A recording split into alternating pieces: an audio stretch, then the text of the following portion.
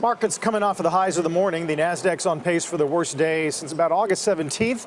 The Dow and the S&P did set some new record highs this morning. And meantime, Bitcoin crossing 11,000 for the first time just a few hours after topping 10,000. For more on this, let's bring in Formula Capital Managing Director and chess master James Altucher and Spencer Bogart, Managing Director at Blockchain Capital. Guys, good to have you with us. Thanks so much for having me. Thanks for having me out on. So much of Bitcoin is poorly understood, right? We're all trying to make sense of the phenomenon that it's become.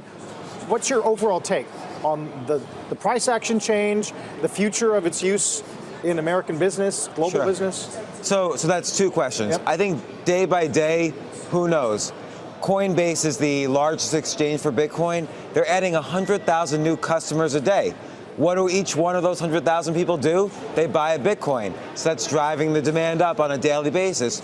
Overall, in the long term, we see there's $200 billion worth of cryptocurrencies out there, but there's $200 trillion of demand for money out there. So if Bitcoin is truly solving the problems of paper and fiat currency, which I believe, you're going to see that 200 billion start to move up to 200 trillion. So this price action, who knows day by day, but long term, this price action is certainly not unreasonable, and it's going to continue to go higher. So Spencer, you obviously believe in Bitcoin, clearly.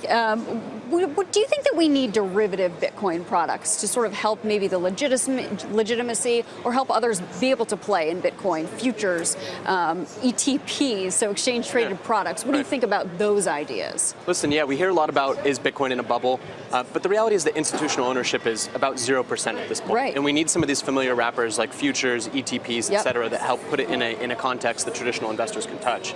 Even on the retail side, less than 2% of people own any Bitcoin, and yet 14% say they prefer Bitcoin to stocks. That would be a 10x increase in adoption if those people actually go and put some money into Bitcoin. Yeah, and let's just add, you know, JP Morgan's Jamie Dimon was trashing Bitcoin a few weeks ago, and now they've just announced they're going to help their clients get into Bitcoin futures, which is a derivative product. So certainly they see there's opportunity here, and that's a huge retail investor base that's going to start playing around with Bitcoin with derivatives.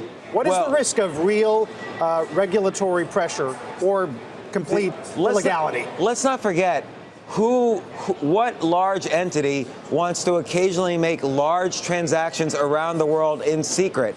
The U.S. government. So believe it or not, the U.S. government is heavily looking into how they can personally or institutionally use Bitcoin to spend. So finally, we covered Dimon's comments pretty heavily when he called it a fraud. John McAfee, for whatever it's worth, says he now predicts $1 million by the end of 2020. Do you guys have targets or not? Yeah, I'll say $1 million by 2020 as well, easily. It seems reasonable. I'm not putting out too many price targets these days, but that seems reasonable. I mean, listen, as with most major technology shifts, let's think about what young people are doing.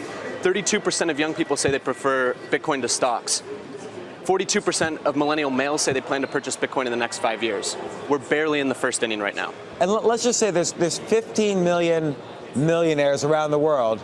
All their financial advisors are going to say, hey, buy a Bitcoin, you need some exposure. There's only going to be 21 million Bitcoins minted ever in history. That's going to also drive demand. James, Spencer, we're going to keep covering it day in and day out. Thank you guys. Appreciate it very much. Thank you.